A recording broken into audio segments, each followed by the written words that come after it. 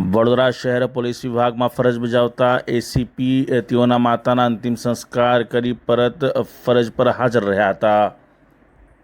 કહેવાય છે કે જનનીની જોડ સખી નહીં જડે રે લોલ, પણ જ્યારે એક બાજુ માતૃ પ્રેમ હોય અને બીજી બાજુ રાષ્ટ્રધર્મ, ત્યારે સાચો કર્મયોગી હંમેશા કર્તવ્યને પ્રાધાન્ય આપે છે।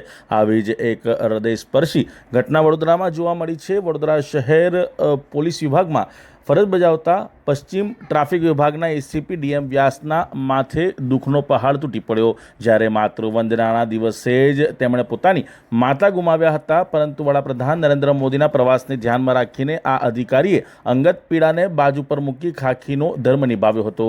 રવિવારનો દિવસ આખા દેશ માટે મધર્સ ડે હતો, પરંતુ વડોદરાના એસીપી ડીએમ વ્યાસ માટે આ દિવસ વજ્રઘાત સમાન સાબિત થયો। તેમના પૂજ્ય માતા લીલાબેન વ્યાસનું અવસાન થયું હતું। એક પુત્ર માટે તેની માતાની છત્રછાયા ગુમાવવી એ સૌથી મોટી ખોટ હોય છે, પરંતુ એસીપી ડીએમ વ્યાસ માટે પડકાર બેવડો હતો। બીજા જ દિવસે દેશના વડાપ્રધાન નરેન્દ્ર મોદી વડોદરાની મુલાકાતે આવવાના હતા। હજારો લોકોની મેદની અને સુરક્ષાનો અભેદ્ય કિલ્લો તૈયાર કરવાનો હતો। શોકમાં ડૂબેલ એસીપી ડીએમ વ્યાસે માતાના અંતિમ સંસ્કારની વિધિ પૂર્ણ કરી અને ગણતરીના કલાકોમાં જ વડોદરાની સલામતી માટે મેદાનમાં ઉતરી ગયા હતા।